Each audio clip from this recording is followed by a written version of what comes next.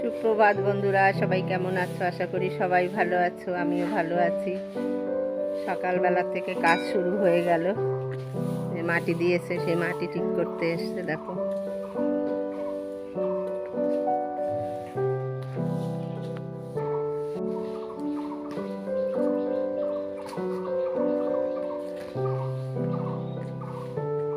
মাটি ঠিক করছে।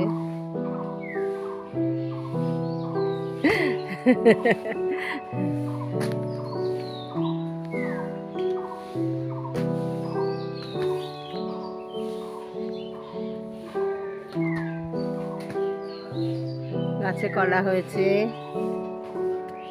চলো যাই, এবার আমি রান্না করতে যাব। মৌসুমি ঝাড় দিচ্ছে যে, আর আমি এখন রান্নাঘরে ঢুকে যাচ্ছি রান্না করতে। কাঠে চাপিয়েছি।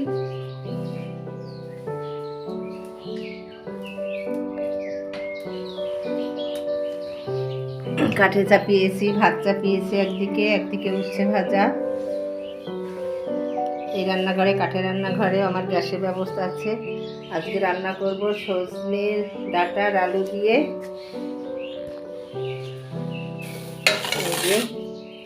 এই মাছ দিয়েই রান্না করব।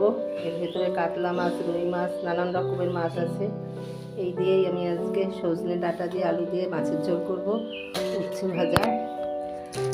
আর ছোট ছেলে বাড়িতে এসছে, ওর জন্য একটু আবার অন্য কিছু করতে। বন্ধুরা হয়ে গেছে, ছোট ছেলে এসছে, তাই একটু পিঠে বানিয়ে খাওয়াবো। সাজুন দিয়েছি।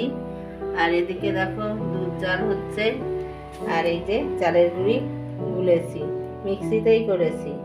এবার আমি পিঠেটা করব। পিঠে দেখো ভেজে নিয়েছি, কত সুন্দর হয়েছে পিঠেগুলো। আর এই যে দুধেও দিয়ে দিয়েছি।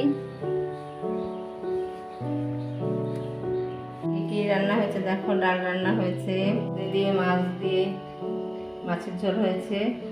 ছোট ছেলের জন্য মাছ ভাপা করেছি, ওই মাছের ঝোল খাবে না, এই মাছ ভাপা করে দিয়েছি ওকে।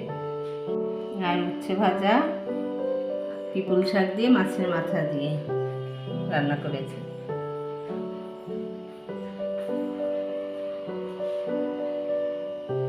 আমার ভিডিওটা আমি এখানেই শেষ করছি। সবার যদি ভালো লাগে লাইক, কমেন্ট ও শেয়ার করো। আর আমার চ্যানেলটা সাবস্ক্রাইব করে দিয়ে সবাই ভালো থেকো, সুস্থ থেকো। আবার চলে আসবো নতুন ভিডিও নিয়ে।